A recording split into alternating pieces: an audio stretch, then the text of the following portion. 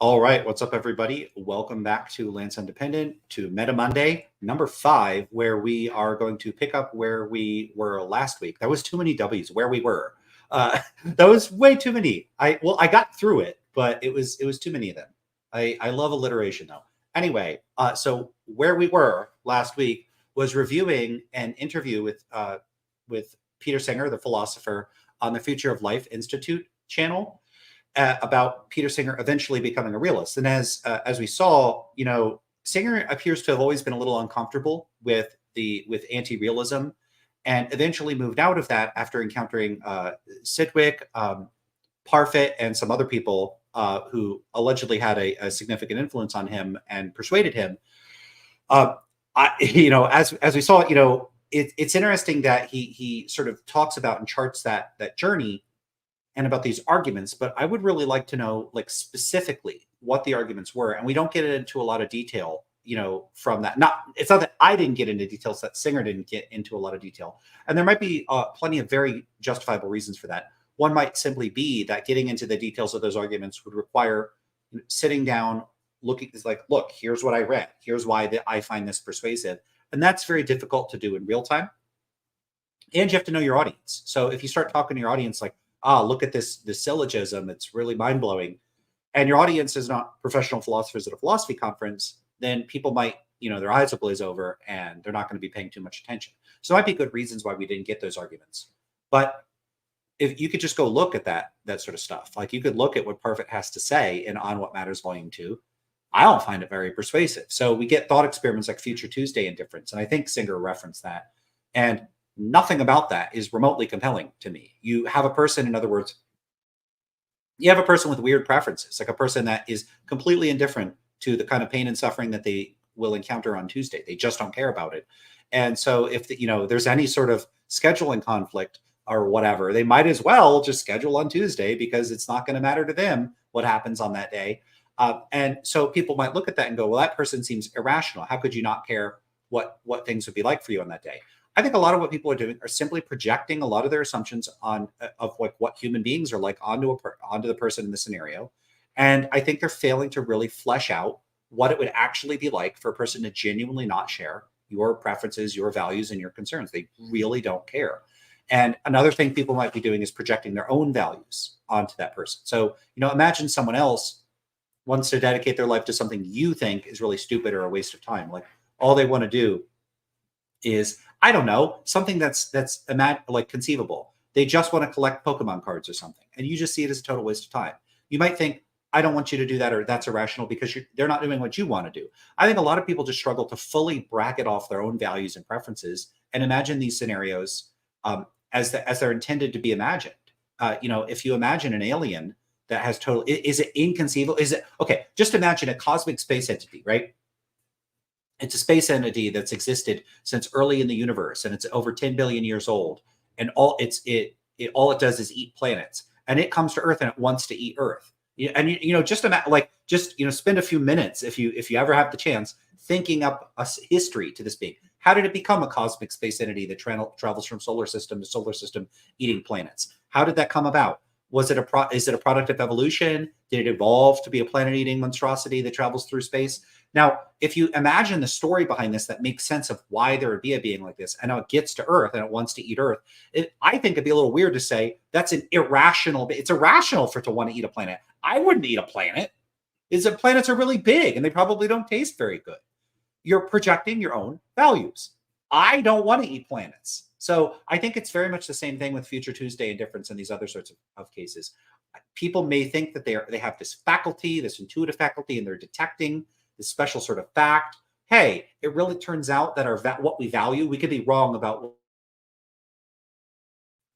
We can be mistaken about what we should value. They might think they're getting that out of these scenarios. I don't think they are. I don't have those intuitions. I think it's in a part a failure of imagination, and I'm not alone in thinking this. Sharon Street has a great paper on, what are they called? Ideally coherent eccentrics. They're called like ICEs in the paper that she has on that, and it's a great paper that I think helps to push. Like, look, you're not going far enough with how you're thinking about these scenarios. So, I've never found these compelling. I think that philosophers are bowled over by thought experiments way too easily, and I think that they they think far too highly of their imaginative capacities. People look at the repugnant conclusion. Just imagine a world where, there's just an arbitrarily large enough number of people that their lives are just barely worth living. What would that look like on Earth? 100 billion people, 500 billion people? So you imagine these people with a life barely worth living. What exactly does that look like? Well, it's certainly a life worth living. If you ask people living it, presumably they'd be like, yeah, I'm content with my life. I don't know what they would say. We're supposed to imagine this scenario. It's like a bizarro science fiction scenario. What are you imagining exactly? Sentences in your head? Like, what exactly is going on when you imagine that? It's not like you get to play out a movie. So, people can think that they can make reliable inferences from imagining highly bizarre counterfactual scenarios. And I just don't think they can. But here's a way of thinking. Look, I'm going to use a thought experiment. Let's call it a meta thought experiment. It's MetaMonday, meta thought experiments. This is a thought experiment that's intended to show you what I take to be an issue with thought experiments. Just take any major historical event. Take Napoleon going into Russia or something like that. Now, let's just suppose Napoleon hadn't done that, right? Let's say Napoleon decided to make very different military decisions. Okay, what would have happened? And how would that have played out in such a way that we would have a sense of the next, up until the present, right? All the way up until the present. So all the history that would play out. Would we have World War I and World War II? Would we have them? So a historian that's extremely familiar with the Napoleonic Wars and, like, I don't know, the French Revolution and World War I and World War II and everything post-World War II history. Let's just say they're a superb historian all the way from the past few hundred years up until the present. Okay, so would that person be able to have some reasonable educated guesses about the broad outlines of what might have happened? Like, oh yeah, here's why World War I would have probably happened anyway. Or here's why it may not have happened, because it would change the political landscape of Europe. And then this cascade of events, this butterfly effect, it's very unlikely for it to go in the same direction. Yeah, maybe. Okay, so who is the expert on what it looks like when there's 100 billion people living on the planet with lives barely worth living? Nobody is an expert at what that is like. We don't have crystal balls. We don't have telepathy. We don't have we don't have some device for simulating alternative ways that the world could be. So philosophy, like, in other words, my point is here, a superb polymathic expert with extraordinary, just incredible knowledge of a very specific set of historical events probably couldn't readily imagine with any level of accuracy or precision just what would happen under counterfactual historical circumstances for historical events that are extremely well documented. But philosophers think that they can figure out what would be true or false, or what the world would be or wouldn't be like at a very fundamental level by imagining counterfactuals that are extremely distant from our current experience and for which they have no prior knowledge or familiarity or expertise. What on earth? Why should we think that they have that power? I don't think they have that power. I don't have that power, and I don't think they do. And one of the really frustrating things that philosophers will sometimes do is just help themselves to the presumption that they do have these faculties. I have a faculty for detecting. You have a faculty. What the hell is this faculty, and how does it work? What's the mechanism? With eyes, with ears, with taste, with olfaction. In all of these cases, scientists have done a ton of work. It's still not even complete to figure out just how these systems work. What kind of data are they picking up from the world? How are we processing that data? How reliable is that? And we could test how all our sensory systems work. Now, again, is it perfect? No. But if they have a faculty for intuiting all these sorts of things, they can intuit this and intuit that. What are these? How do they work? Oh, it's part of the general mechanisms of human processes. It's not located in the moral lobe and the metaphysics lobe and the epistemic lobe. Okay, so it's not located in these specific regions in the brain. You don't have the ventromedial moral, complex or something like that. Fine.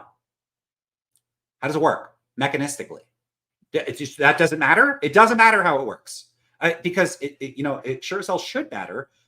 What if these systems are systematically disposed to misrepresent reality? We already know our sensory systems, in conjunction with the rest of the way that we end up processing information at a higher order level of abstraction, does, in a certain sense, misrepresent reality. This is why, like, Anil Seth has called our conscious experience a kind of controlled hallucination.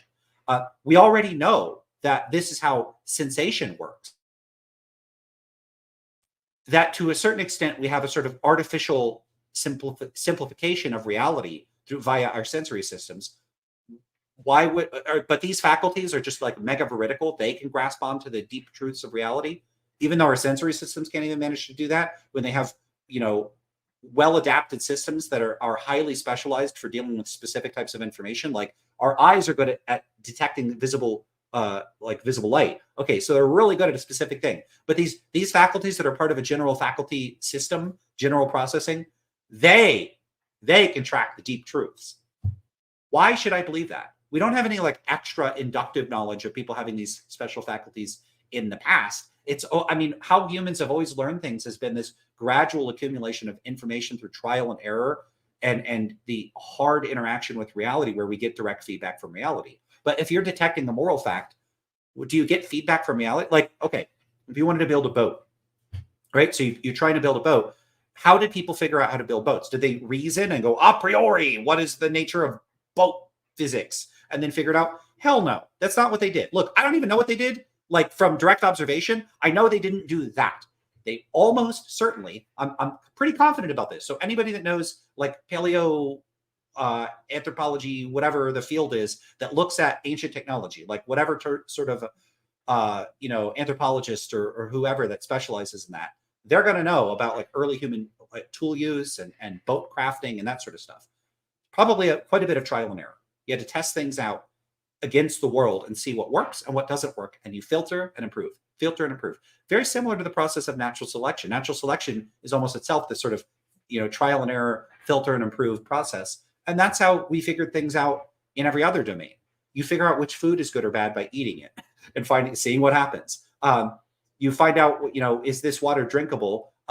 You know, by tasting it initially, but then you learn, you pick up patterns. But the world tells you those patterns. And so with all of our sensory systems, the world tells us we can sort of check, you know, it tells us the truth and we check it against the world, and it's not easy. And so we build up this accumulation of ecological knowledge to extract resources from our environment in an effective way. And we can manipulate our environment and we learn general principles, and boom, you get agriculture, and eventually, you know, you get engineering and you get science out of that. You get all those things. But what is the feedback for if you've intuited a moral principle or not? Like the correct moral principle, because correct moral principles may or may not be conducive to your interests. They may or may not be like adaptive or useful towards your specific goals. I mean, the whole point of stance independent moral facts is that their truth it's not determined by the degree to which they facilitate your ends in particular. They might even be in conflict with your desires. So if you have some goal, how do you find out if you know, in other words, it's not these moral facts, whatever they are, they don't have to work unless you're conceiving of them in such a way that they have to be useful or something like that. Good luck with that.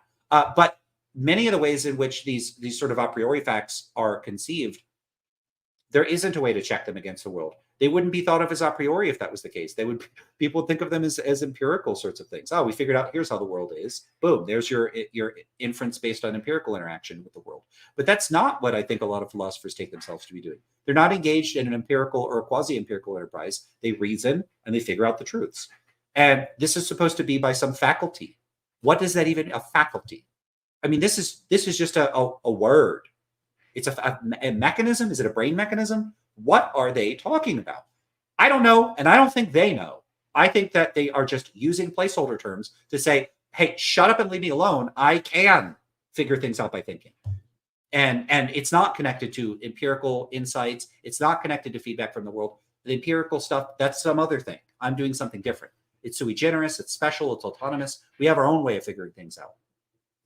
I don't grant that. I don't grant that you're figuring anything out when you just reason that way, or that you're figuring it out in the way that you think you are. To these, you know, this is directed at these philosophers.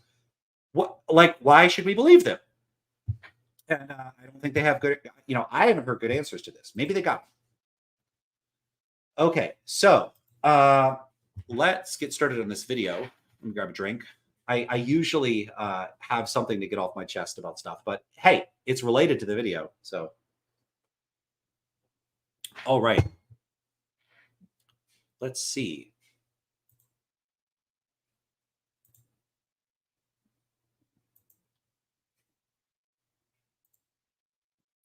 Okay.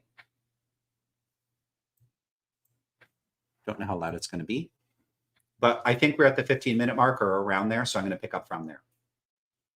everyone, I'm not going to do like a sound check every time. Just let me know if I should dial it up or down. And if enough people go in any particular direction, then I will follow suit and do that. And anyway, so let's get started on the video and let's see how far we can get into it. The goods involved that can be done to that person, that is, the extent of their interests, are similar. Sidgwick's claim was that people reflecting carefully on these truths can see that they're true. And I thought about that, and it did seem to me that it was pretty difficult to deny. Not that nobody will deny them, but that they do have a kind of self-evidence about them. That seemed to me to be a better basis for ethics than the views that I'd been holding up to that point, the views that, as I say, came out of originally emotivism and then out of prescriptivism. There was a reasonable chance that was right. As you say, I should give it more credence than I had. It's not that I'm 100% certain that it's right by any means, but that's a plausible view that's worth defending and trying to see what objections people make to it. I think there's like three things here that would be helpful for us to dive in more on. The first thing is, and this isn't a part of metaethics, which I'm particularly acquainted with, so potentially you can help guide us through this part a little bit more. This non-naturalism versus naturalism argument, your view is, I believe you're claiming is a non-naturalist view, is you're claiming that you cannot deduce the axioms of ethics or the basis of ethics from a descriptive or empirical account of the universe? That's right. There certainly are still naturalists around. I guess Peter Railton is a well-known contemporary philosophical naturalist, perhaps Frank Jackson, my Australian friend and colleague. And some of the naturalist views have become more complicated than they used to be. I suppose the original idea of naturalism that people might be more familiar with is simply the claim that there is a human nature and that acting in accordance with that human nature is the right thing to do. So you describe human nature and then you draw from that what are the characteristics that we ought to follow. That, I think, just simply doesn't work. I think it has its origins in a religious framework in which you think that God has created our nature with particular purposes, that we should behave in certain ways. But the naturalists who defend it, going back to Aquinas even, maintain that it's actually independent of that view. If you take an evolutionary view of human nature, as I think we should, then our nature is morally neutral. You can't derive any moral conclusions from what our nature is like. It might be relevant to know what our nature is like in order to know, that if you do one thing, that might lead to certain consequences. But it's quite possible that, for example, our nature is to seek power and to use force to obtain power, that's an element of human nature, or at a group level to go to war in order to have power over others. And yet, naturalists wouldn't want to say that those are the right things. They would try and give some account as to. It's funny that I'm agreeing with this here, simply because we have, let's suppose we had a human nature, which I'm not even sure that that's true or what exactly that means. And it very well, on some conceptions, may be grounded in religious notions or other sorts of like essentialist notions, that there's like some specific thing that makes a human a human. I mean, my immediate reaction is, well, why would I care about being a human? I don't care about being a human, whatever it turns out is human nature. What if human nature is stuff I don't want to do or that I don't care about? Why would I comply? Okay, so you're a human, so you got to do what humans do. Why?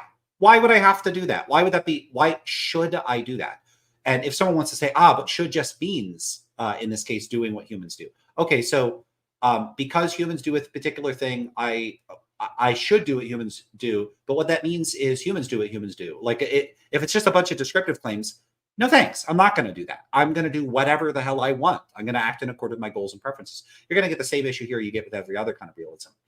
What puzzles me is why, maybe Singer thinks that there's like these accounts that like the way that we're rejecting this is because, it looks kind of arbitrary maybe, or maybe it looks like there's a sense in which what human nature is could turn out to have on reflection what we would consider. This is closer to what I think Singer's saying here. It could turn out that human nature, given the course of evolution and what kinds of creatures we are, human nature could include things that we wouldn't on reflection want to endorse as good or what we should do. So it could be, that we're power hungry or we want to control people or whatever it is. So we're bringing our own values in, but I think those values are probably culturally derived anyway, and there's no special reason to think that those are whatever values Singer or anybody else happens to hold has any special priority or privileged status or is likely to be true anyway. So, none of that strikes me as a particularly good, in other words, I see the rationale for rejecting this, but what's the rationale for endorsing the alternative? I would still want to see like what causes people to have these judgments like that. Hey, if it's part of human nature that we're violent, but you think violence is bad, why do you think violence is bad? And the realist story might be that you reasoned about it and you figured out what the moral facts are. But I think that there's probably just a causal historical story that would attribute this to changes in culture, individual temperament or personality, and other sorts of causal factors that would be unrelated to your judgments tracking the truth. So how somehow that's a corruption of human nature. Putting aside like naturalist accounts that involve human nature, what about like a purely descriptive or empirical understanding of the world, which includes, for example, sentient beings and suffering is like a substantial and real ontological fact of a universe, and the potential of deducing ethics from facts about suffering and what it is like to suffer? Would that not be a form of naturalism? I think you have to be very careful about how you formulate this. What you said sounds a little bit like what Sam Harris says in his book, The Moral Landscape, which does seem to be a kind of naturalism because he thinks that you can derive moral conclusions from science, including exactly the kinds of things that you talked about. But I think there's a gap there, and the gap has to be acknowledged. You can certainly describe suffering and you can describe happiness conversely, but you need to get beyond description if you're going to have a normative judgment. That is, if you're going to have a judgment that says what we ought to do or what's the right thing to do or what's a good thing to do, there's a step that's just being left out. If somebody says sentient beings can suffer pain or they can be happy, this is what suffering pain is like, this is what being happy is like, therefore we ought to promote happiness. Which goes back to David Hume, who pointed this out, that various moral arguments describe the world using this is the case. And then suddenly, but without any explanation, they say, and therefore we ought. It needs to be explained how you get from the is statements to the ought statements. It seems that... Yeah, so Harris does attempt to offer an account of how one can bridge or circumvent the is-ought gap. I don't think it's successful. A lot of it looks very muddled to me.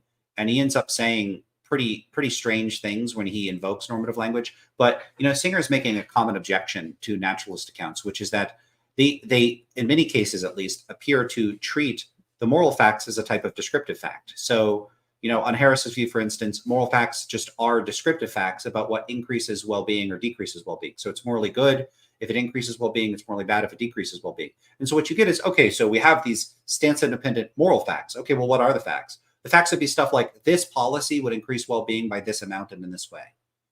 And that's a descriptive fact. So, let's say you gave someone a list of outcomes of potential policies or actions. Hey, if you did this action, it would increase in fact, let's just assume that we knew the well-being outcome of any action, any policy, anything that we did. Almost like a video game, you had a user interface that said, if you perform this action, like if you perform action A, it will increase well-being by 1,312 units. If you perform action B, it will increase well-being by 809 units. Which action would you like to perform? Like, let's just say we knew the exact outcome of all of our actions, every policy we implemented, every law we passed, and the total amount of like net well-being that would be increased or decreased over the course of the history of the universe or whatever. Now, I already think that you couldn't do that, probably not even in principle, unless you had a very narrow operationalization of well-being that would be subject to dispute. But let's just say, for the sake of argument, we did have a single common currency of experiential states well-being, and we could somehow quantify over it and give these sorts of calculations. Someone could still look at that and go, yeah, I'm not going to just pick whichever has the highest amount of well-being. I don't want to. That's not my interest. I don't just care about well-being. And so if someone comes along and they say, yeah, but you don't understand, the moral facts, like what you should do, just is whatever increases well-being. Well, what's meant by should in that context? If should isn't irreducibly normative, if it's just a descriptive claim, and the claim ends up just sort of reiterating or recapitulating the descriptive claim that it increases well-being, you end up with a tautology like it would increase well-being to increase well-being. So increase well-being in order to increase well-being, something like that. So if someone says you should increase well-being, why? What is that? Before you even get to why, what do you mean?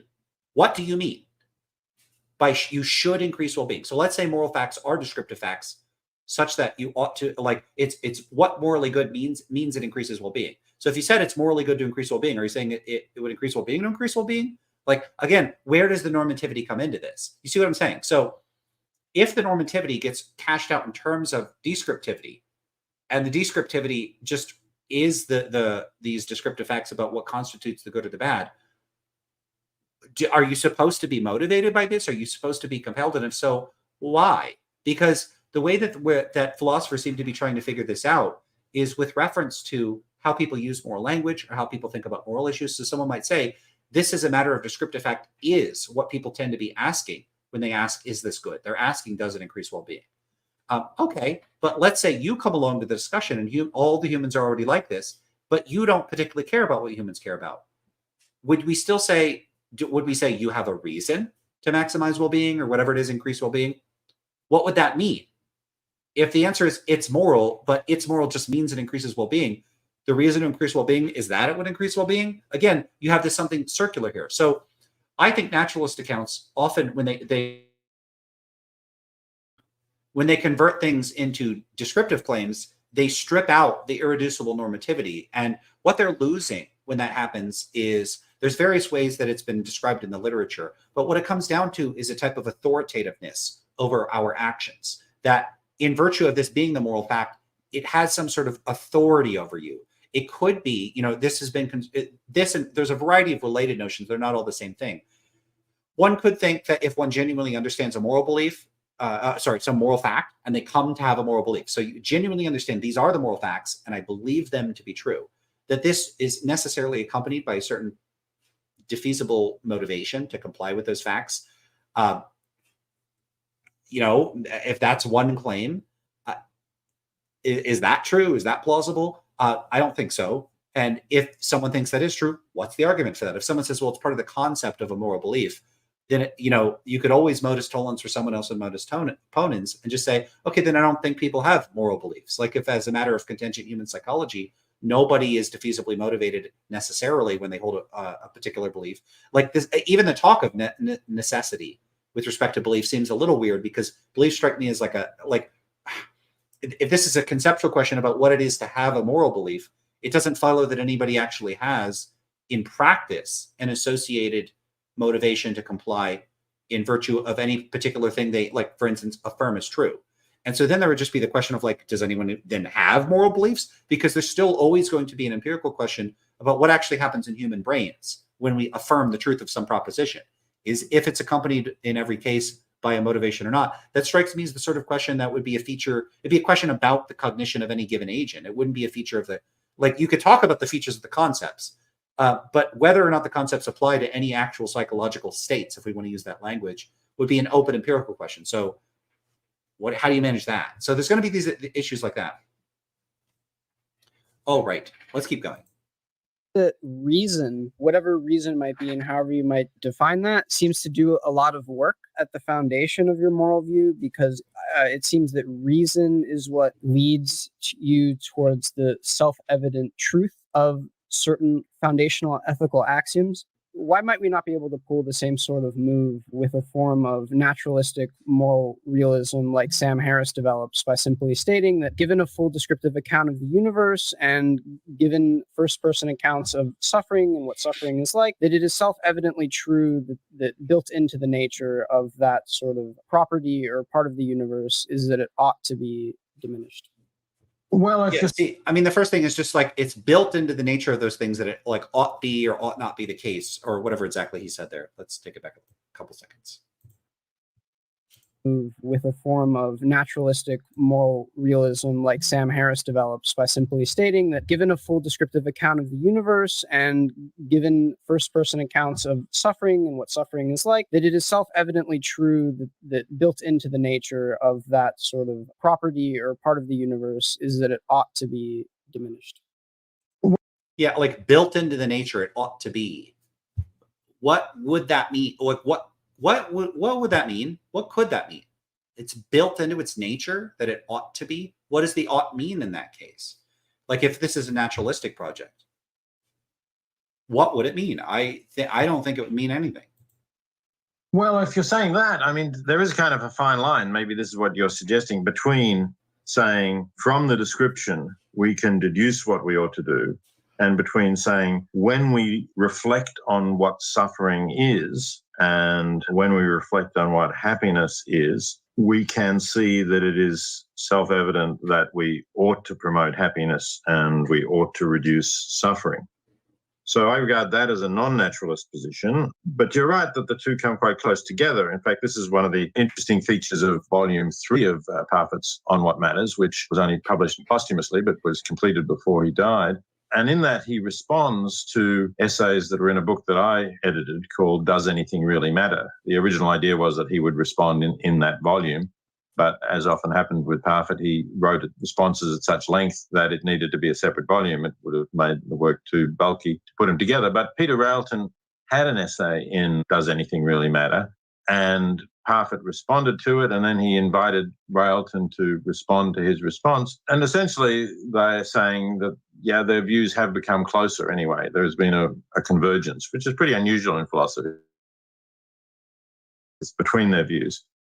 Between what Parfit calls his non-natural objectivist view and between Railton's naturalist view, because Railton's is a more sophisticated naturalist view, the line starts to become a little thin, I agree. But to me, the crucial thing is that you're not just saying, here's this description, therefore we ought to do this. But you're saying, if we understand what we're talking about here, we can have it good to promote this, or it's good to try to prevent this. So that's the moral proposition, that it is good to do this. And that's the proposition that you have to say, you have to take some other step. You can say it's self-evident, but you have to take some other step from simply saying this is what suffering is like. Just to sort of capture and understand your view a bit more here, and going back to, I think, mathematics and reason and what reason means to you and how it operates at the foundation of your ethics. I think that a lot of people will sort of get lost or potentially feel it is maybe a arbitrary or cheap move to, when thinking about the foundations of mathematics, there are like foundational axioms which are self-evidently true, which no one will deny, and then sort of translating that move into the foundations of ethics, into determining what we ought to do. It seems like there would be a lot of people being lost there. There'd be a lot of foundational disagreement there. Like, when is it permissible or okay or rational to make that sort of move? What does it mean to say that these really foundational parts of ethics are self-evidently true? How is it not the case that that's simply an illusion or simply a byproduct of evolution, that we're confused that these certain fictions that we've evolved are self-evidently? I don't know why people emphasize evolution so much, as if evolution has this like immediate direct impact on how we think, and isn't heavily mediated by enculturation. Like, how much does how much does biological evolution prompt you to think about like the specific music you like or your food preferences or anything like that? Not very much. I don't understand why people are so invested in emphasizing biological evolution and not cultural evolution and the importance of culture. It's one thing to say, look, humans aren't a complete blank slate. We're shaped by evolution. Evolution has had some influence on us having some tendency towards particular types of behavior and dispositions. It's not like people, if you took children, you could randomly teach them to think in any particular way or hold any particular view. Maybe there's some sort of restrictions or there's like a circumscription on the type of cognition that we could develop. That's all fine. But why so much emphasis on like whether this belief or that disposition was caused by biological evolution, as if it causes us to have beliefs in any direct sense in the first place, rather than it causing us to have sort of a attention and information processing directed towards or sort of incentivized towards particular pathways. Like, we have evolutionary proclivities. It's not like you were rigidly locked into thinking any particular way. Often people frame this in terms of biological evolution, and they give the impression that they're thinking of it in something like those terms. But often it's worse than that, because it's just vague. I don't know what they think. What specific role or mechanism is evolution playing in influencing what anybody thinks in any particular instance? Who knows? True. Firstly, let me say, as I mentioned before, I don't claim that we can be 100% certain about moral truths.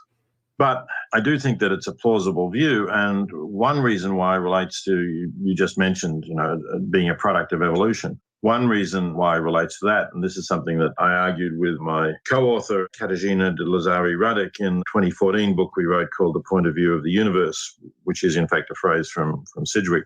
And that I absolutely hate that phrase, the point of view of the universe.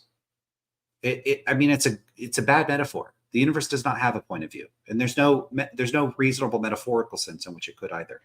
Argument is that there are a number of moral judgments that we make, many moral judgments that we make, that we know have evolutionary origins. So lots of things that we think of as wrong originated because they would not have helped us to survive, or they would not have. See, the belief originated because it wouldn't. There's a lot of steps skipped there. So I, as an adult, affirm this particular belief about what's morally right or wrong because it was adaptive. Really? But what about when people hold a different belief? Like if my genetics structured my brain such that I have a belief, like it's hard coded into my brain, then everyone should have the belief. Or maybe you should have everybody accept people that particular gene isn't functioning or something like that. But that's not what you find. What you find is that a person may or may not have that belief depending on a bunch of contingent conditions that vary in accordance with culture and experience. And so it's not like you just have the belief. We have something more fundamental than that. Have helped a small tribal group to survive, to allow certain kinds of conduct. And some of those we might want to reject today. We might think, for example, we have an instinctive repugnance of incest, but Jonathan Haidt has shown that even if you describe a case to have sex and nothing bad happens as a result of that, their relationship remains as strong as ever and they have fun and that's the end of it, people still say, oh, somehow that's wrong. They try to make up reasons why it's wrong.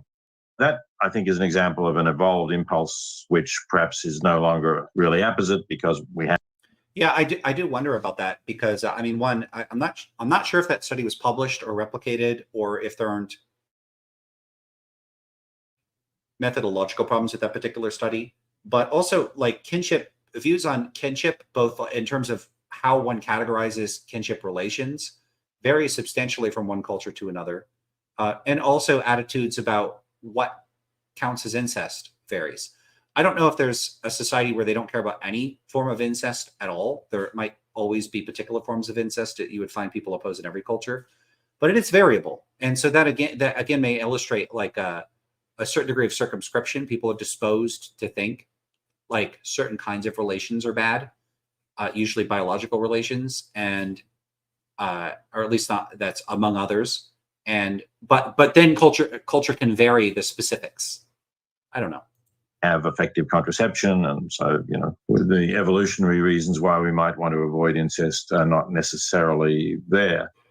But in the case of the kinds of things that I'm talking about and that Sidgwick is talking about, like the idea that everyone's good is of equal significance, it's very hard to see why we would have evolved to have that attitude, because in fact, it seems harmful to our prospects of survival and reproduction.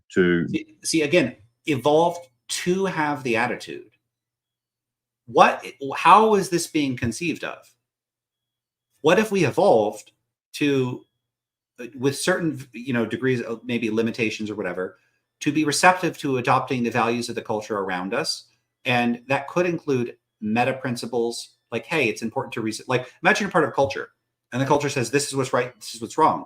Is that not going to influence people causally towards holding whatever that society believes? And if two societies had very different values, would that not result in differences in the sort of distribution of values within the societies? Of course it would.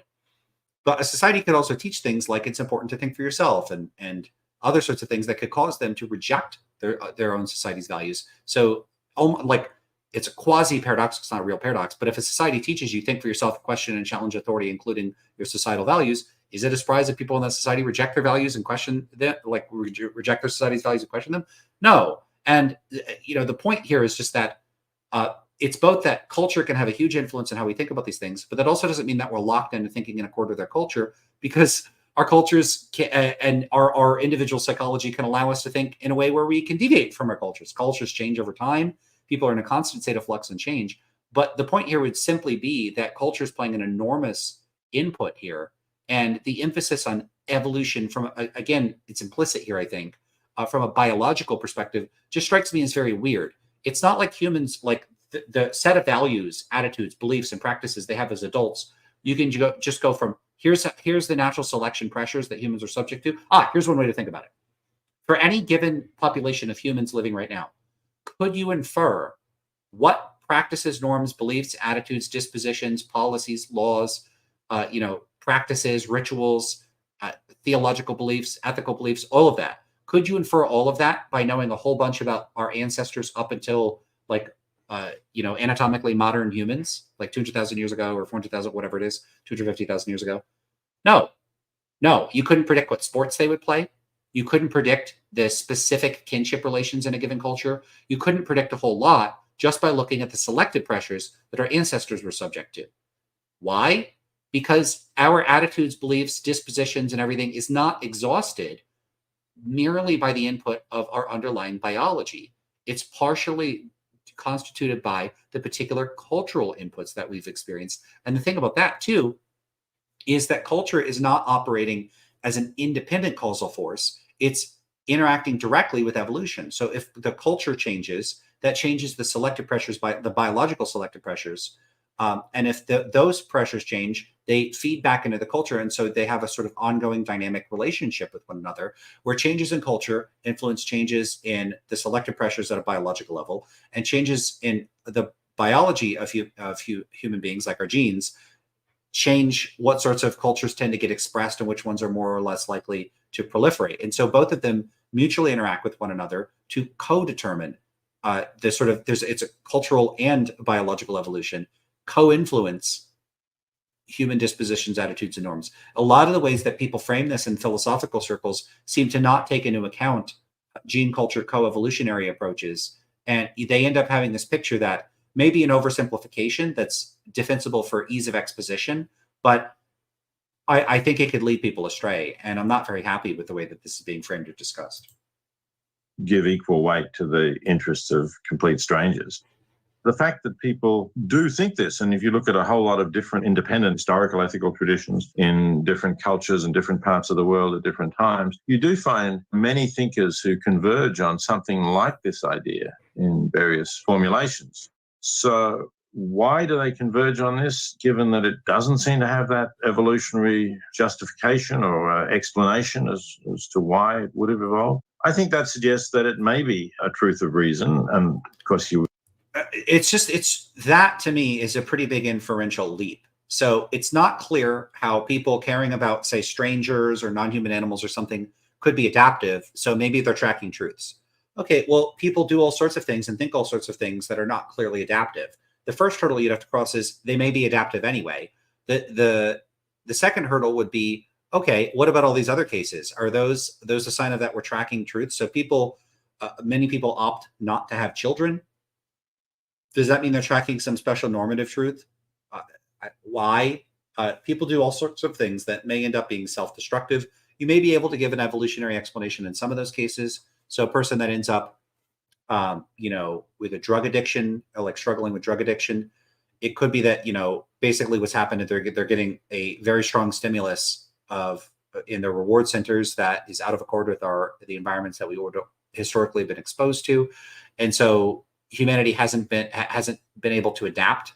You get this sort of evolutionary lag period between the introduction of new changes in society, like highly addictive drugs, and that is a problem because we haven't adapted to be resistant to that. Something like that. I'm not saying that that's true or that's false. All I'm saying is, like, that's a possible scenario in which human behavior, arguably in specific cases, can be maladaptive, like from a natural selection point of view.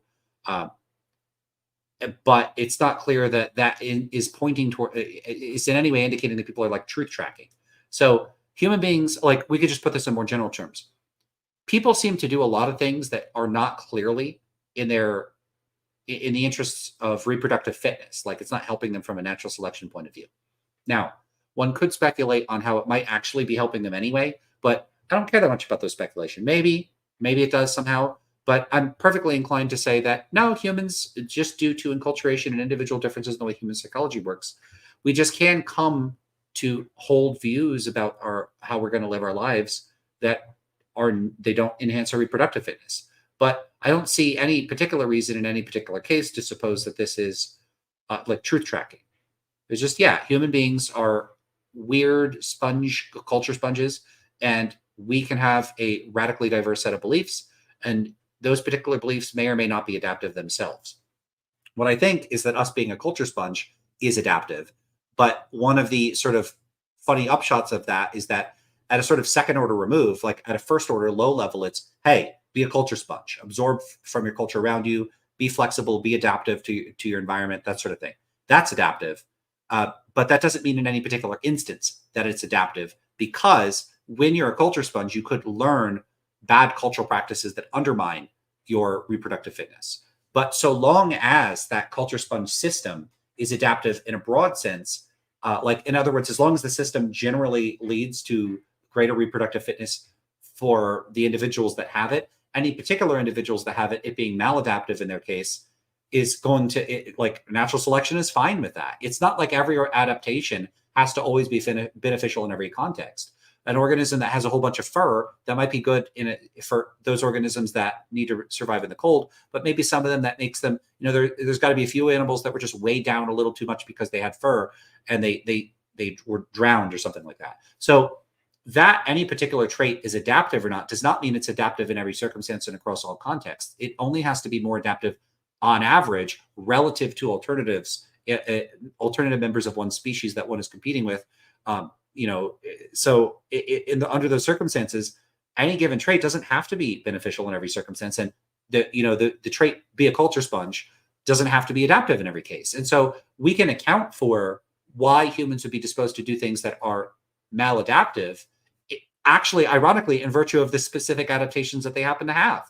In other words, an adaptation can be maladaptive in some contexts. It doesn't have to be adaptive in every context. So I don't know why people want to point to these esoteric truths that we're tracking, these special, they're metaphysically really out of alignment with the sort of mundane and prosaic sorts of phenomena that we already think exist. I'm not saying that because they're weird that they couldn't exist or that we shouldn't ever posit them no matter what, but they shouldn't be our first go-to.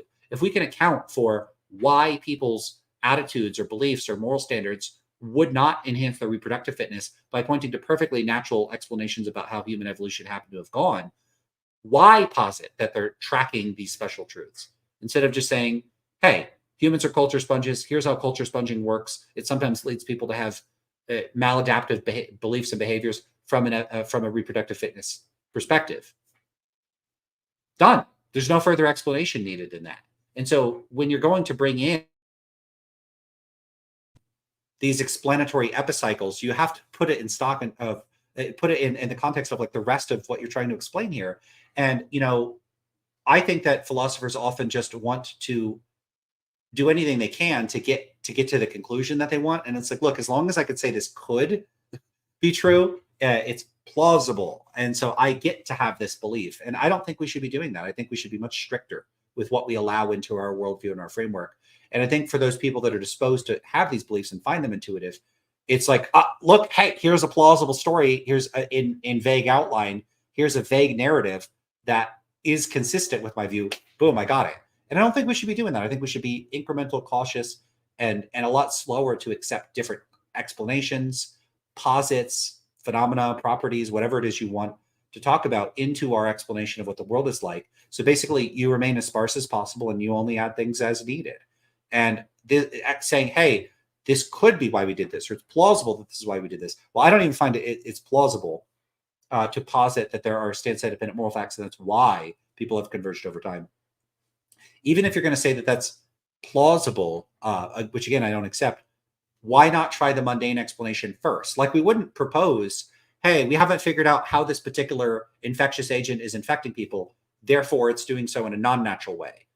That'd be a weird way to describe a virus or something like that. We would probably presume the virus operates in perfectly ordinary, conventional, understandable biological terms, and it's simply a question of figuring out how it works. If we haven't figured it out yet, we're still going to assume there's some natural explanation.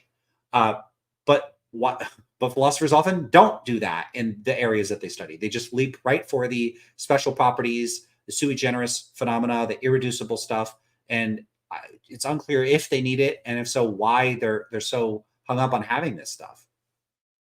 I mean, I'm loath to call it motivated reasoning because we all engage in motivated reasoning, but it does look like people effectively lower the bar when the conclusion is one they want to be true. We may then say, well, but reason has also evolved, and indeed it has. But I think that reason may be a little different in that we evolved the capacity to reason various specific problem-solving needs, helped us to survive in lots of circumstances. But it may then enable us to see things that have no survival value, just as no doubt simple arithmetic has a survival value, but understanding the truths of higher mathematics don't really have a survival value. So maybe similarly in ethics, there are some of these more abstract universal truths that don't have a survival value, but which nevertheless, the best explanation for why many people seem to come to these views is that they're truths of reason. And once we're capable of reasoning, we're capable. See, why would that be the best explanation? Like, what are the alternatives? Let's lay out the alternatives and then see if this is really the best explanation, because this is the ontologically profligate explanation. It's the explanation that posits the stance-independent moral facts, whereas my explanation would not posit these stance-independent moral facts. So they're positing something extra. So if we're going to do that, why? What can they explain that I can't? And I think it's nothing. I think we could explain this easily without appeal to stance-independent moral facts. When people look at convergence, you know that I'm going to pull out the gastronomic examples, but all over the world, there's McDonald's. People wear blue jeans. People watch TV. They watch the same shows. Is that an indication of aesthetic and gastronomic realism?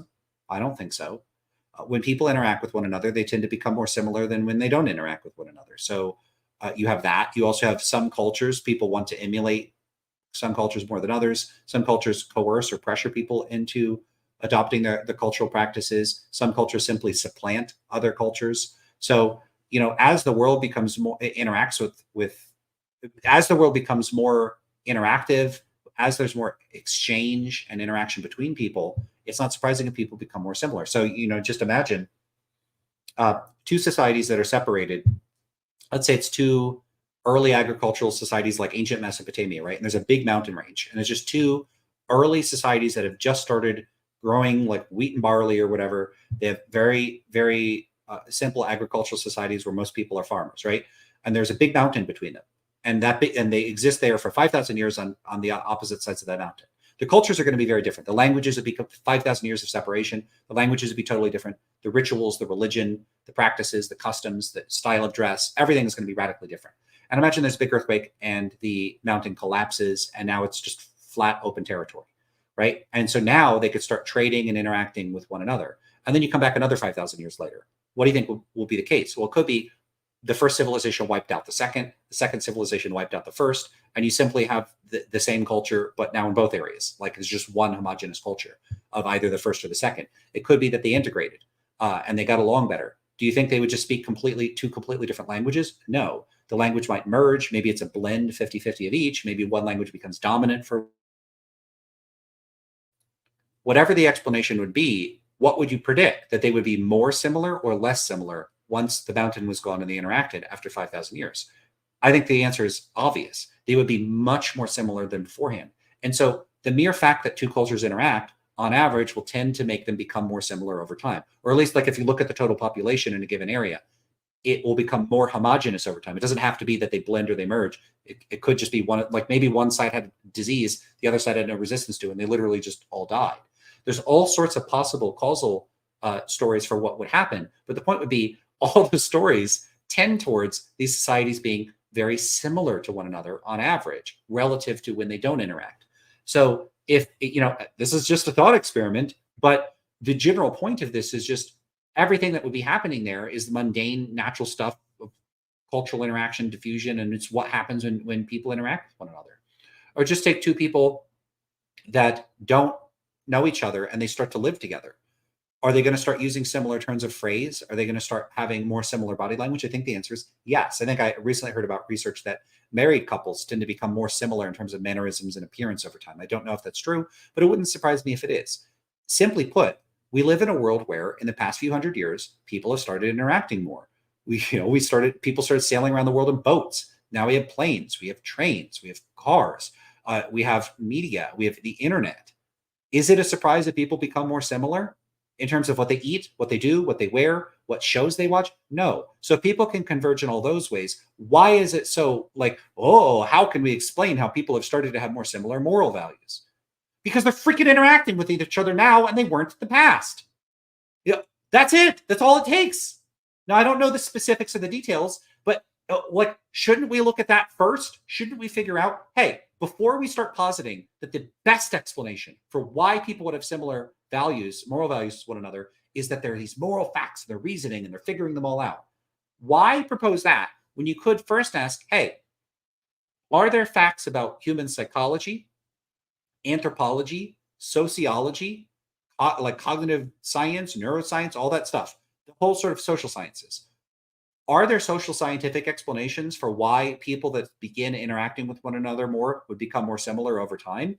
And if the answer is yes, why exclude morality from that? And if you don't, if the answer is, okay, we're not going to exclude morality, boom, there you go. People converge over time due to completely empirically understandable features of the way human psychology operates. And you could study it at multiple levels. You don't have to be a social or personality psychologist. There'd be wonderful anthropological work to do, work in linguistics, work in neuroscience. And they're probably going to give you a perfectly good description of here's why people started sharing similar moral beliefs without having to appeal to a special body of facts. You shouldn't be pulling out special bodies of facts to explain things if you can explain them with totally mundane stuff that you already have available. You don't invent a new tool to solve a problem if you could solve it with a hammer and you're holding a dozen hammers in your hand. Like that's a bad metaphor. Holding a dozen, you have a dozen hammers. You don't need to invent a whole new tool to get the job done. So I guess the analogy here is like the sciences are each a bunch of tools. If we could get the job done with those tools, we don't need a new tool. And philosophers seem to want to look for circumstances where they could say, my tool, the tool I like, we need it for this. It's the best tool for the job. Is it? Did you explore the other tools? I think the answer for philosophers is usually no. Of understanding these truths. Let's start off at reason and reason alone. When moving from reason and thinking, I guess, alongside here about mathematics, for example, how is one moving specifically from reason to moral realism? And what is sort of the metaphysics of this kind of moral realism in a naturalistic universe without anything supernatural? I don't think that it needs to have a very sort of heavyweight metaphysical presence in the universe.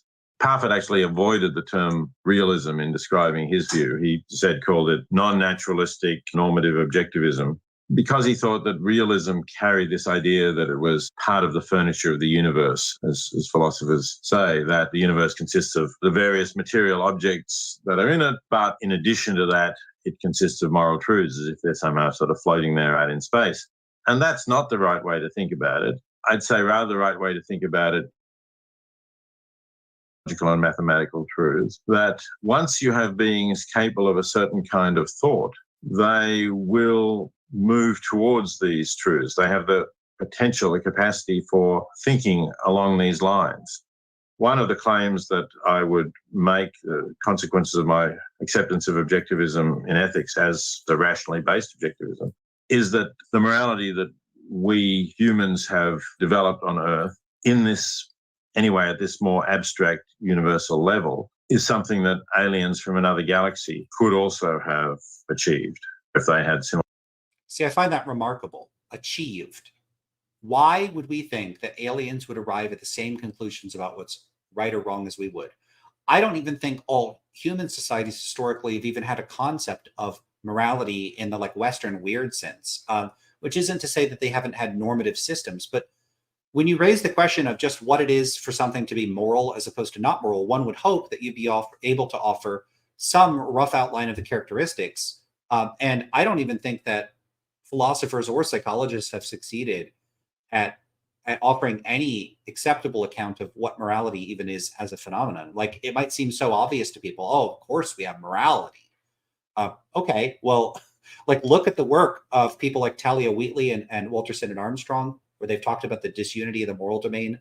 Look at what Stephen Stitch has said in reference to the moral domain in his work in the Atlas of Moral Psychology. Also has another paper, something like the delineating the moral domain. There's some cross-cultural research on how people in different societies conceptualize normative issues and how they categorize them. And that research is already showing, at least some preliminary evidence, that people with different religious backgrounds and people from different societies, if you give them a big list of norms, stuff that you and I might consider, these are moral issues, but then these other things are not moral issues, like eating with your mouth open, or how you dress, those sorts of things. It's not a moral issue. So we have these distinctions between social conventions and moral norms. Different societies don't carve up the normative space in the same way as people from, say, the United States. And even people in the United States don't carve up that normative domain the same as one another. And even people that are from the same test population in the US, when you ask them which is or isn't a moral issue, they don't even tend to agree with one another all as much as you might expect. And so it's not like this idea of morality might seem obvious, but I think that's largely a mirage. I don't think it's at all clear what is or isn't a moral issue. And I think that the reason it's not clear is because there isn't a definitive answer at all. I think that the disposition to speak in moral terms is largely an artifactual feature of specific cultures and languages. I think its roots are in monotheistic religions that construed the world in terms of good and evil, of a cosmic division between, the spiritually positive side of things and the spiritually negative side of things. So there's something Manichaean or dualistic about it. And I think that has ingrained itself in Western culture, and anybody that's been in the orbit of Western cultures has sort of suffered the shrapnel of this very specific way of construing the world. And that has just been all over the world, and it's influenced the way that people think about things, but it didn't have to be that way. It didn't have to be that people thought of normativity in terms of this duality of right and wrong, of good and bad. One could have a ordinal ranking of different sorts of categories, or qualitative distinctions that are not like a single spectrum. It could be that it's multidimensional. But what is that conceptually impossible? Are people just correctly recognizing that positive negative axis along a single dimension is the only way to conceive of things because it's the correct way, and we're just happen to be tracking that, and any other way anybody could be conceiving of things would just be conceptually confused and totally misguided and completely mistaken? Why suppose that? And so we're imagining that the aliens would have morality, and they would arrive at the same conclusions. To me, it sounds a lot like someone saying aliens would discover chess or discover cricket or something. It's just, of course they wouldn't. They wouldn't discover that. I don't see any reason to think that they would even think in moral terms at all, much less converge in the same moral standards as us. And if someone thinks that, I'd love to know what the argument or reasoning behind that is. Maybe we'll get some more of that. It just seems very strange to me. Similar capacities of thought, or maybe greater capacities of thought. It's always a possible kind of logical space, you could say, or a rational space that is there that beings may be able to discover once they develop those capacities. You can see mathematics in that way too. It's one of a number of possible ways of seeing mathematics and of seeing logic. But they're just timeless things that in some way, truths or laws, if you like, but they don't exist in the sense in which the physical universe exists. I think that's really a very helpful. So they don't exist in the way the physical universe exists. Okay, then in what way do they exist? I'd love to know. Helpful way of putting it. So the claim here is that through reason, one can develop the axioms of mathematics and then eventually develop quantum physics and other. Reason is applied to thinking about what one ought to do, or when thinking about the status of sentient creatures, that one is applying logic and reason to this rational space, and that this rational space has truths in the same way that mathematics does? Yes, that's right. It has at least perhaps only a very small number. Sidgwick came up with 3 axioms, perhaps only a very small number of truths and fairly abstract truths, but that they are truths. That's the important aspect, that they're not just particular attitudes which beings.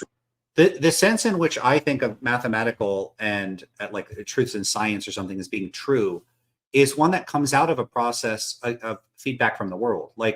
We wouldn't use the mathematical systems we use if they couldn't achieve our goals, if they didn't allow us to build things, to land probes on Mars, to achieve the outcomes that we want to achieve with them. There might be some very abstract math that is derived from the same basic axioms that would allow us to do those practical things, and they may be impractical in a certain sense. But I see math as something that is a construction that happens to be useful, and that's why we have it. And I think very much the same thing for the sciences, is that in all of these cases that we build models, we make predictions with the models. If the predictions are in accord with the models, we keep the models. If they're not, we don't. In all of these cases, there's a sort of selective process where we get feedback from the world and we adjust and improve on the basis of what the world tells us. Very much like building a boat, it's just that written much larger, at a broader, more abstract scale. What's the analog in the case of this a prioristic stuff that doesn't allow for feedback? I don't think there is an analog, so I don't think we should analogize them. How does one test whether or not one's moral principle worked or not? Well, okay, well, if they're not construing they're not thinking about truth in science in the way that I would in pragmatic terms. And so it doesn't need to, quote unquote, work. That's not what truth is about. Truth is corresponding to the facts. But this correspondence to the facts bears no relation to any predictions we can make, any expectations we could have about future states of affairs. It's totally ghostly to me. And that, someone could say, okay, but it's still true. All of it just strikes me as so vacuous and so pointless. At best, it's pointless. At worst, it's literal gibberish. So, you run the gamut from one bad outcome to another. And I just don't see any of this going anywhere or ever proving useful to anybody for anything. It just seems like one of the most empty approaches to doing philosophy ever, to just think you could figure everything out from the armchair. And I don't even think people are doing that or could readily do that. But this a prioristic stuff, you just reason and you know what the truth is, is such a bad approach. And the analogies to science and math, I think, actually just illustrate just how incredible and useful and just how much more developed and defensible math and science are relative to sort of conventional mainstream analytic philosophy. Who evolved as Homo sapiens evolved are likely to understand and accept, but beings who evolved in a different galaxy in a quite different way would not accept. My claim is that if they are also capable of reasoning, if evolution had again produced rational beings, they would be able to see the truths. If it gave them reasoning, they'd be able to see the moral truths. How is that supposed to work? So there's these conceptual truths or whatever it is, and if you have the power to reason, you could see them. What does that mean? How does that work? We could talk about how vision works, how we literally see things. If this is a metaphor, is it a metaphor for sense perception? And if so, what are the differences? Because presumably, if the moral facts aren't part of the fabric of the world in the way that photons are, or vibrations are in the case of hearing or something like that, or whatever it is, whatever physical facts cause, whatever chemical sensoriness allows us to detect things with olfaction and taste, all those things, right? Though there's a physical medium in all those cases, like a medium that we could describe scientifically for accounting for how those systems work. How does this one work? And if we're explicitly told it's not involving some physical medium, it's not involving chemicals, it's not involving photons, what does it involve then? The truths themselves? Why is there no appreciation for, in the case of sense perception, we need an account, an actual description of how things work that's testable. But in this case, we just don't. We just don't need it. Why don't we need it? It's just special for some reason. Why is it exempted from the standards we apply to other types of seeing? So we see and hear and taste and smell, and then here we see. What is that? Look, I can't say there couldn't be this special faculty. I'm going to rule it out a priori. I just can reason and realize we don't have this faculty. Maybe we do have the faculty. How does it work? Where are the mechanisms? Where are the details? Because if you just crack open a book or go Google how the human visual system works from the moment light enters the eye until there's visual processing of how we process whole images, you will have a textbook the size of a building. It'd make a very good doorstop for a portcullis or something. We have, maybe it's not even one book, right? So we have extraordinary amounts of detail for how vision works. How does this moral sensing faculty work? Where's the science of that? Is there just no science of it? We don't need that. So we have a capacity to see, but it's like the people saying this don't even take seriously what it would mean to have such a power. And so again, I'm not saying we couldn't have one, or we necessarily don't have one, or I'm absolutely sure we don't have this special faculty for seeing moral truths and philosophical truths. What I'm asking for is standards. Where is the development of this? The answer is it's not there. I mean, people have written papers on perception of moral perception and stuff like that. But it's not even 1/10% of what we have for how like actual human vision works. It's not like there's robust sciences of our philosophical intuitive capacities. There just aren't. That's not a thing. So people may have written some like really speculative or cursory, perfunctory type of stuff, but nothing substantive, nothing robust. It's all science pantomime. It's wannabe science. So this should really raise a red flag that there might be something funny going on here with what philosophers are doing. Again, not saying we don't have these faculties, but shouldn't we be a little skeptical? In Right. the same way as we can. So spaces of rational thought and of logic which can or cannot be explored seems very conceptually queer to me, such that I don't even really know how to think about it. I think that one would worry that one is applying reason, whatever reason might be, to a fictional space. I mean, you were discussing earlier that some people believe mathematics to be simply the formalization of what is analytically true about the terms and judgments and the axioms, and then it's just kind of a systematization of that and an unpacking of it from beginning into infinity. And so I guess it's unclear to me how one can discern spaces of rational inquiry which are real from ones which are anti-real or which are fictitious. Does that make sense? It's a problem. I'm not denying. Take that back a little bit. And it's just kind of a systematization of that and an unpacking of it from beginning into infinity.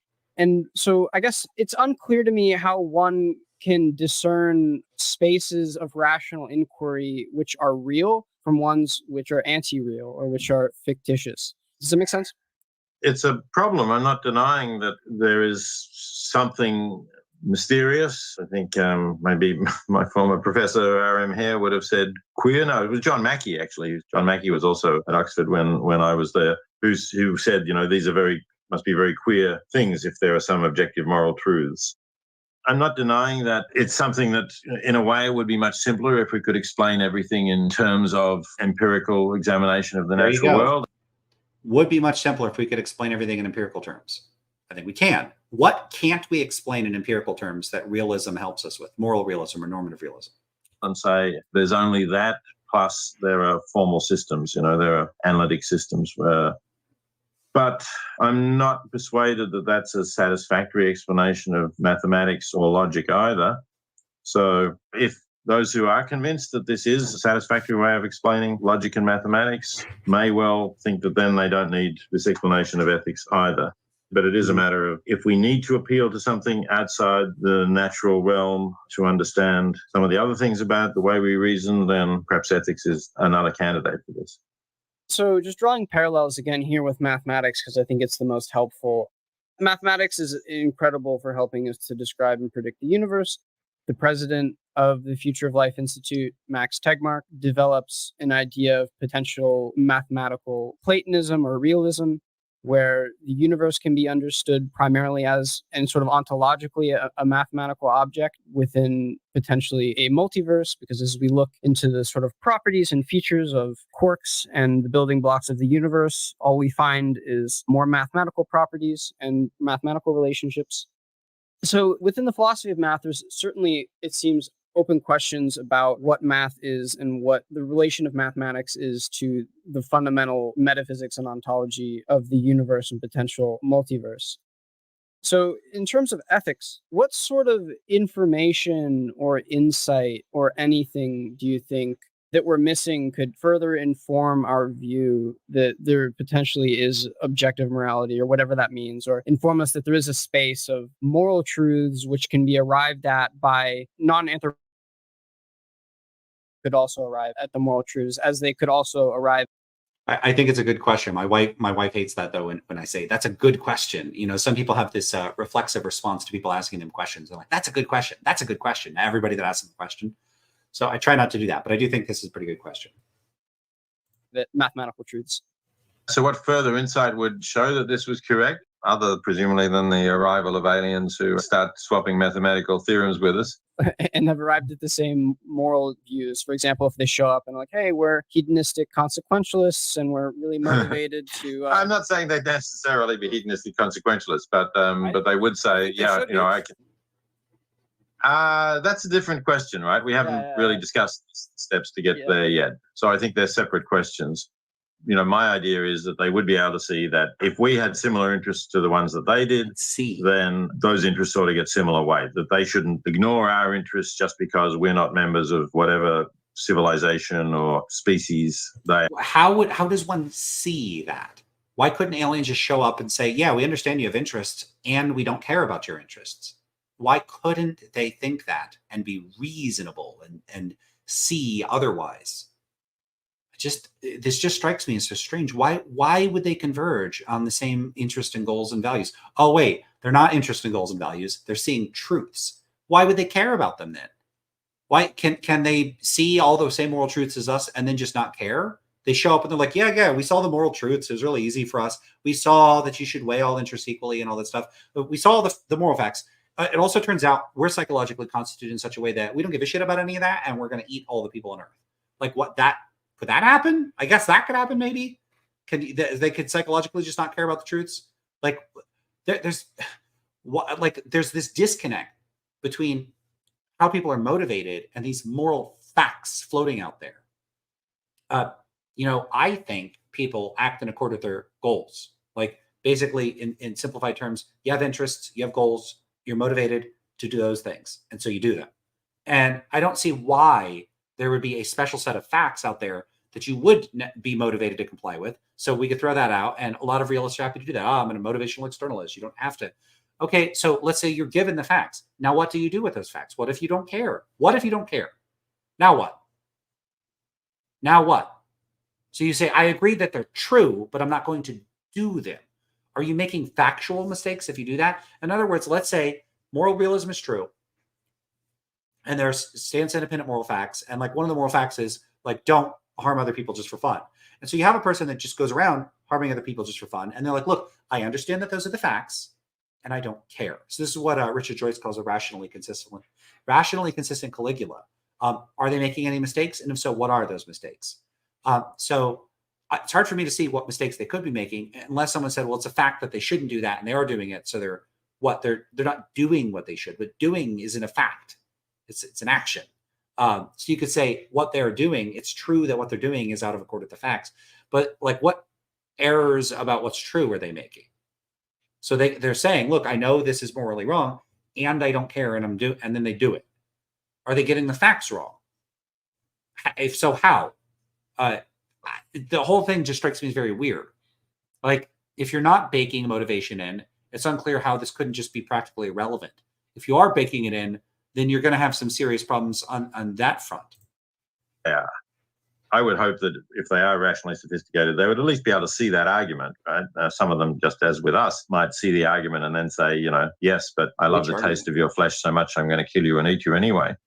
So, like us, they may not be purely rational beings. We're obviously not purely rational beings. But if they can get here and... I think he was alluding to the argument that, like, if there's no defensible difference between you, then you should treat one another's interests equally, something like that. Contact us somehow. They should be sufficiently rational to be able to see the point of the moral view that I'm describing. But, that wasn't a very serious suggestion about waiting for the aliens to arrive. And I'm not sure that I can give you much of an answer to say what further insights are relevant here. Maybe it's interesting to try and look at this cross-culturally, as I was saying, and to examine the way that great thinkers of different cultures and different eras have converged on something like this idea, despite the fact that it seems unlikely to have been directly produced by evolutionary means in the same way that our other more emotionally driven moral reactions are. I don't know that the argument can go any further, and it's not completely conclusive, but I think it remains plausible. You might say, well, that's a stalemate. Here are some reasons for thinking that morality is objective and other reasons for rejecting that. And that's possible. That happens in philosophy. We get down to sort of bedrock disagreements, and it's hard to move people of different views. What is reason? One could also view reason as some like human-centric bundle of both logic and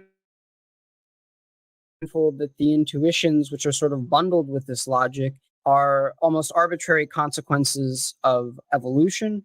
So what is reason fundamentally? And what does it mean that other reasonable agents could explore spaces of math and morality in similar ways?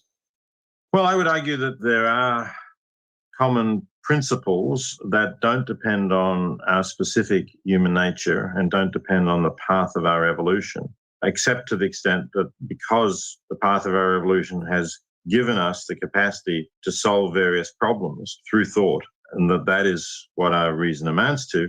And therefore, we have insight into these truths that we would not have if we did not have that capacity. From this kind of reasoning, you can think of as something that goes beyond specific problem-solving skills to insights into laws of logic, laws of mathematics, and laws of morality as well. When we're talking about axiomatic parts of mathematics and logics and potentially ethics here, as you're claiming with this moral realism, how is it that reason allows us to arrive at the correct axioms in these rational spaces? We develop the ability when we're presented with these things to consider whether we can deny them or not, whether they are truly self-evident. We can reflect on them, we can talk to others about them, we can consider biases that we might have that might explain why we believe them and see whether there are any such biases. And once we've done all that, we're left with the insight that some things we can't deny. I guess I'm just sort of poking. Yeah, there's something very strange about this. We're left with something we can't deny. Is that a psychological fact about us? Like, it just could turn out that a person could just be incorrigible about certain beliefs. So I can't deny, let's say a person just couldn't deny that 2 + 2 = 7. Is that a reason to think it's true? No. So the inability to deny something, like maybe he doesn't mean that literally, but what does this come down to? A type of phenomenology, a type of psychological characteristic, inability to deny? Like you just find yourself, I can't deny it. Just presumably it's not like a literal can't, but it's like you feel compelled to maintain the belief, something like that. Maybe it is literal. It's just there's something psychologically under-described about this, and the whole thing just strikes me as very vague. Imagine trying to take what Singer's response is and use that to reason towards something.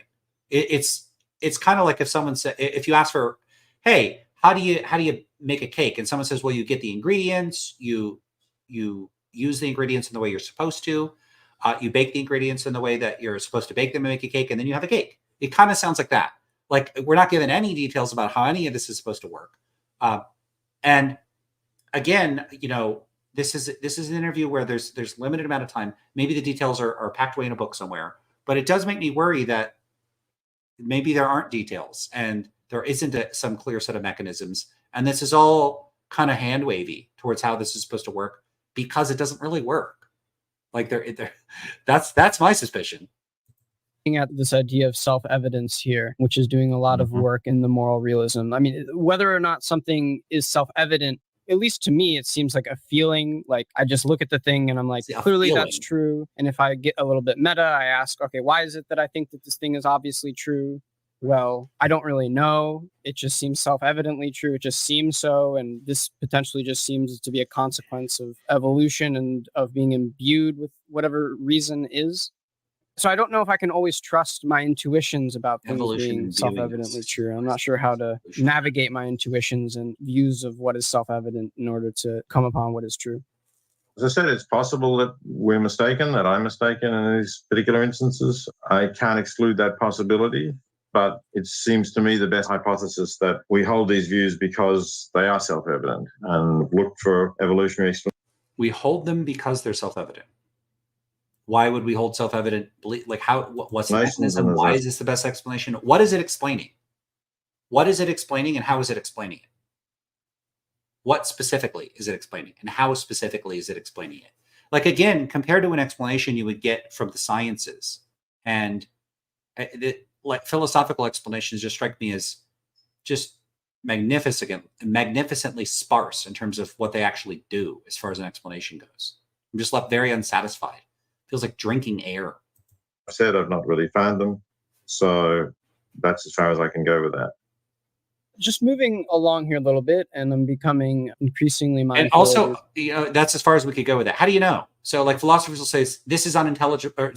This is unanalyzable. This term is unanalyzable. This cannot be communicated. How do they know? How do they know with the things that they like? You can't say more than this. How do they know they can't say more? They might find that they're not able to say more. It doesn't mean you can't say more.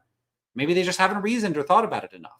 I think philosophers are very quick to say this can't be communicated, this can't be said, this can't be done. How the hell do they know? How do they make these determinations? Look, the uncharitable side of me wants to say that they make these determinations when they're not able to give an answer for a long enough period of time. So they think, oh, shit, I can't give an answer. Okay, well, there's no further answer to give. Boom, that's where we stop. That's the bedrock. So bedrock is wherever you become uncomfortable.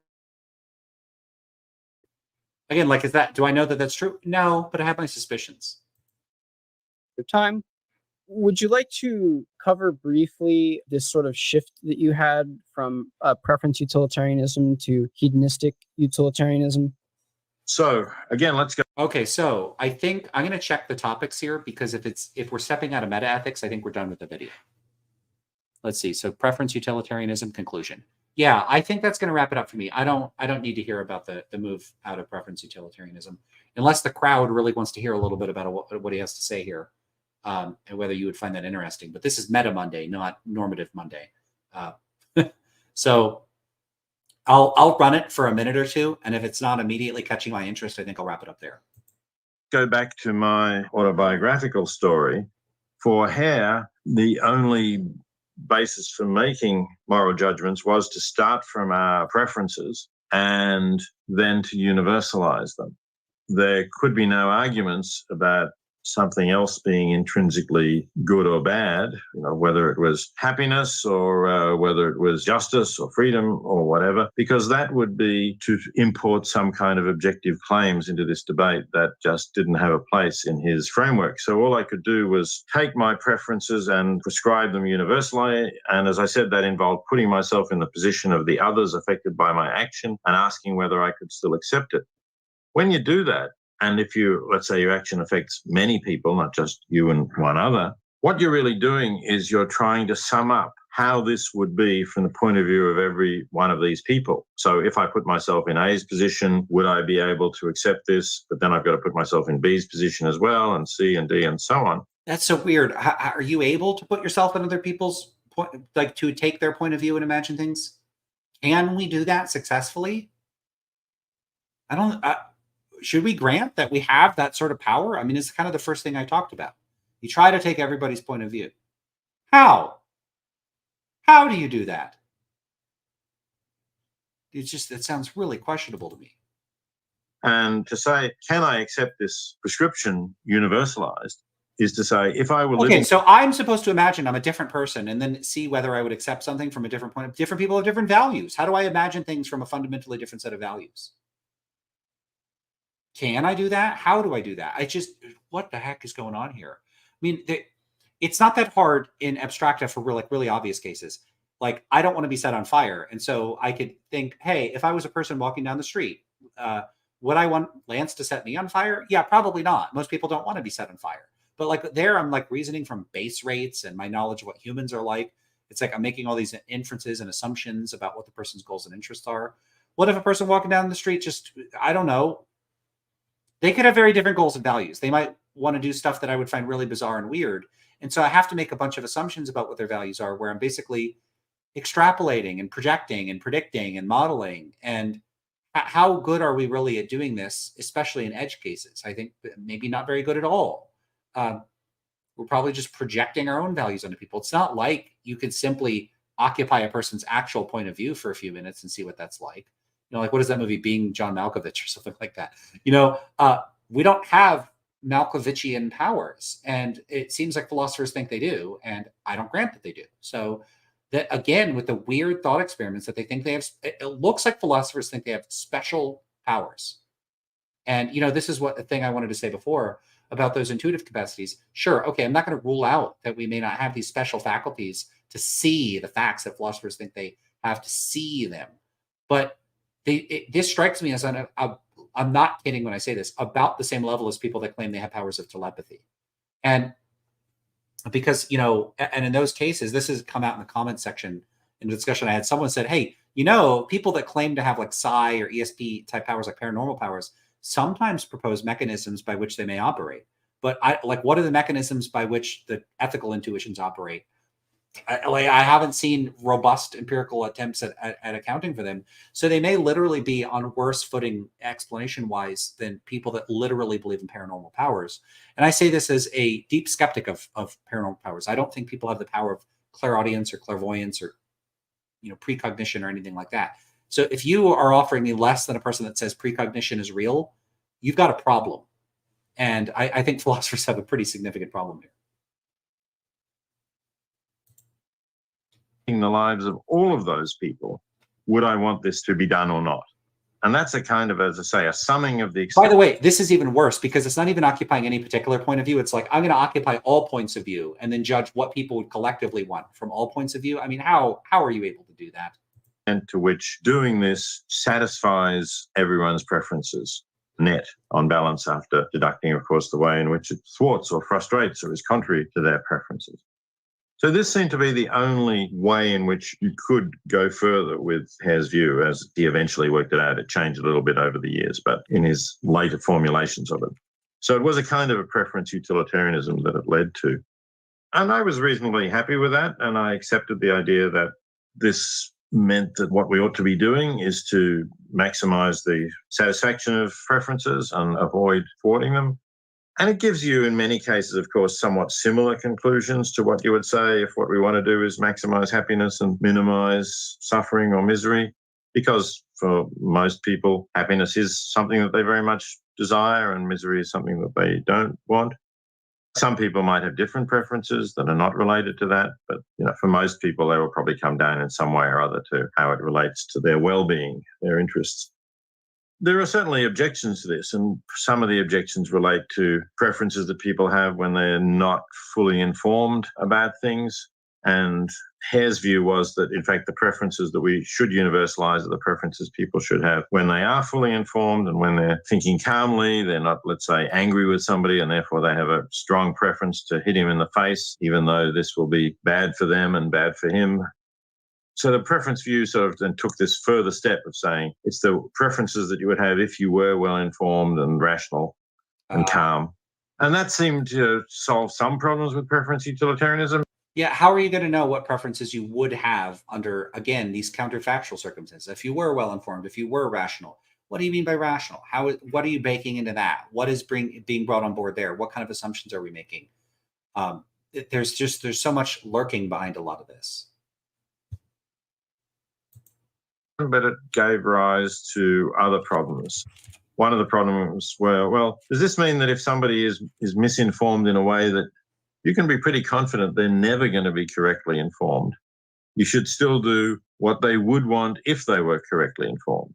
And an example of this might be someone who is a very firm religious believer and has been all their life. And let's say, one of their religious beliefs is that having sex outside marriage is wrong, because God has forbidden it, let's say, or it's contrary to the commandments or whatever. But given that, let's assume there is no God, therefore, a fortiori, there's no commandments that God made against sex outside marriage, and given that if they didn't believe in God, they would be happy to have sex outside marriage, and this would make them happier and would make their partner happy as well, should I somehow try to wangle things so that they do have sex outside marriage, even though, as they are now, they prefer not to? And that seems a bit of a puzzle, really. It seems highly paternalistic to ignore their preferences in the base of their knowledge, even though you're convinced that their knowledge is false. So there were sort of puzzles and paradoxes like that. And then there was another argument that does actually, again, come out of Sidgwick, although I didn't find it in Sidgwick until I read it in other philosophers later. Again, I think Peter Railton is one who uses this. And that is that if you're really asking what people would do if they're rational and fully informed, you have to make judgments about what is a rational and fully informed view in this situation. And Exactly. That might involve even the views that we've just been discussing, that if you were rational, you would know what the objective truth was and you would want to do it. So at that level, the preference view actually seems to amount to a different view, an objectivist view that you would hold, where you would have to actually know what the things that were good to do. So as I say, it had a number of internal problems, even just if you assume the metaethic that I was taking from Hare originally. But if then, as happened with me, you become convinced that there can be objective moral truths, This was in some ways opened up the field to other possible ideas as to what was intrinsically good, because now you could argue that something was intrinsically good even if it was not something that people preferred. And in that light, I went back to reading. Just imagine a world where there's all this intrinsically good stuff, but nobody prefers it. Just compare to like things being intrinsically tasty, but everybody hates the taste. So like there's food in the store and you're like, hey, this food is intrinsically tasty. Yeah, but that's gross. Oh, well, what should we do? Should we sell it anyway? Who's going to buy it? It's just so weird. Intrinsic goodness. And what's weird, to me, what's weird is not simply that people believe that things can be intrinsically good or are intrinsically good, is that they think it's like super obvious that things are intrinsically good. There's almost nothing that's more obviously not the case to me than that nothing is intrinsically good. That just strikes me as one of the most manifestly implausible claims I could possibly imagine. It's like the least plausible thing I could immediately think of. Some of the classical utilitarians, again, particularly Sidgwick and his arguments for why happiness rather than the satisfaction of desires is the ultimate value, something that is of intrinsic value. And it did seem to overcome these problems with preference utilitarianism that had been troubling me. It certainly had some paradoxes of its own, some things that it seemed not to handle as well. But, after thinking about it, again, I decided that it was more likely than not that a hedonistic view was the right view. I wouldn't put it stronger than that. I still think preference utilitarianism has some things to be said for it. And there are also, of course, views that say, yes, happiness is intrinsically good and suffering is intrinsically bad, but they're not the only things that are intrinsically good or bad. Things like justice or freedom or whatever. There's various other candidates that people have put forward, many of them, in fact, for being objectively good or bad. So there are also possibilities. When you mentioned that happiness or certain sorts of conscious states of sentient creatures can be seen as intrinsically good or valuable, keeping in mind sort of the moral realism that you hold, what is the metaphysical status of experiences in the universe given this view? Is it that happiness is good based off of the application of reason in the rational space of ethics? Unpack the ontology of happiness and the metaphysics here a bit. Well, of course, it doesn't change what happiness is. That's to say that it's of intrinsic value, but that is the claim that I'm making, that the world is a better place if it has more happiness in it and less suffering in it. That's a judgment that I'm making about the state of the universe. Obviously, there have to be beings who can be happy or can be miserable, and that requires a conscious mind. But the judgment that the universe is better with more happiness and less suffering is mind independent. I think, let's imagine that there were beings that could feel pain and pleasure, but could not make any judgments about anything of value. They're like some non-human animals, I guess. It would still be the case that the universe was better if those non-human animals suffered less and had more pleasure. Right, because it would be sort of a intrinsic quality or property to the experience that it be valuable or disvaluable. So yeah, thanks so much for your time, Peter. Okay. So it looks like it wrapped up. An intrinsic property that it is good. It just strikes me as very strange. I don't know why people find this compelling. Imagine an intrinsic property of something that it was cool or that it was tasty. Like tastiness is like it's interactive. Coolness is partly constituted by our attitudes towards it. Why wouldn't morality be that way? Why isn't that intuitive? I just find it weird that this is not intuitive to people. I'm not saying they're wrong because they don't find it intuitive, but this idea that like their view is the common sense intuitive one and my view is the radical skeptical view just doesn't resonate with me. This is natively how I'm disposed to think about things. I'm evaluating things. I'm rendering attitudes and I'm expressing my preferences. Of course I am. And for some reason, I think this is one big chunk of it, is that people seem to think, oh, so you're saying your preference that there wasn't a genocide is just like your ice cream flavor preferences? You're a monster. It's so dumb when people say stuff like that. No, I'm not saying that they're like each other in importance. I'm saying they're like each other in terms of their meta-normative properties, that both of them are expressions of my values. And one, it's a very important value central to who I am as a person and what I care about, what kind of world I want. The other is just the food preference. They're similar of a kind with respect to at a very abstract level. Both of them relate to my attitudes and preferences. One is much stronger and more important to me than the other. I'm not saying they're equal in other respects. There's this incredibly stupid thing that happens all over the internet, all over the place when you make comparisons between two things. You compare two things along one dimension, and then someone thinks that you're comparing them along all dimensions, or you're saying they're equal in importance. So, you know, I've given examples like this before. You could compare a light bulb to the sun.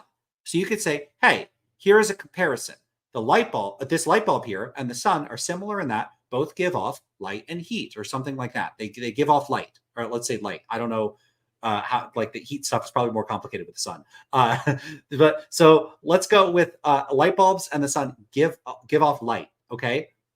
Okay. Now someone could come along and go, oh my God, are you comparing a light bulb and the sun? Are you a moron? The sun is way bigger than a light bulb. You can't compare them. What the hell do they mean? They might think this is like the dumb process. You said two things are similar. Well, the sun and a light bulb aren't similar. The sun is much bigger than a light bulb. You're stupid. As if you were saying they're the same size. Who's going around and going to say, hey, a light bulb and the sun are similar in that both give off light and they're of approximately equal mass?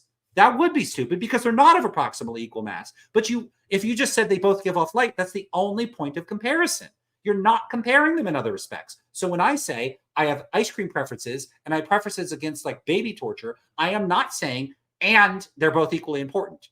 It'd be the same thing if I said, hey, did you know that this pebble right here is a physical object and a galaxy is a physical object?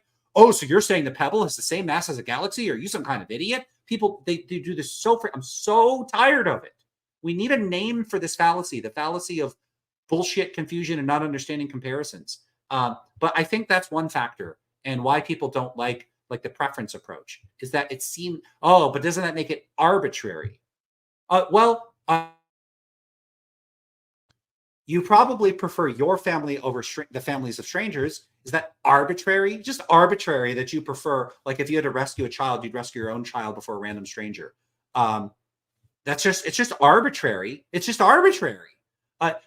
This nonsense about arbitrariness. My values are my values. You could call them arbitrary if you want. Maybe it's arbitrary that I prefer eating the food that I like over eating a bucket of garbage. That doesn't mean I'm going to eat a bucket of garbage. It's so ridiculous. I'm just so fed up with all the crap that goes into the discourse around realism and anti-realism. Our view is the intuitive view. To who? To you? Okay, well, mine's intuitive to me. Now what? So now what happens? So we're at an impasse. You have your intuitions and I have mine. Now what? Now what? It's not going to get resolved by them saying, but my intuitions are better than yours. So we need something else here. And, you know, realists have enjoyed this narrative that they have the intuitions on their side and we anti-realists don't. And I'm going to change that because it's not true. It's like true relative to any particular person's point of view, whether they have any particular intuition or not. And I don't think realists are in a position to just say this position is the default position because it's the intuitive position. That's just, I don't buy it. It's really been wonderful and informative. If people would like to follow you or check you out somewhere, where can they go ahead and do that? I have a website, which actually I'm in the process. We don't need to hear all that. I think we're done with all that. Okay, so I'll stop sharing that. And that should wrap things up for today. Thanks everybody for being here. It was a lot of fun. It wasn't a lot of interaction with the audience today, but you're always welcome to throw questions in there. I did see a few questions. I didn't know that I didn't feel like anything was like I really had to interrupt the flow of my thoughts today to address it. So I do see your comments. I do appreciate them. Thanks everybody for being here. And I will see you next time for another MetaMonday. And you'll also be seeing other videos coming out soon on other stuff. And I do have to get my TikTok discussions uploaded onto here so you could see my conversations over there. It's a very different style of what I do. It's more like a call-in show where I talk one-on-one with people. Okay, let me see if in the chat, majority intuition for the win. Yeah. It's really frustrating. All right, everybody. Take care, and I will see you next time.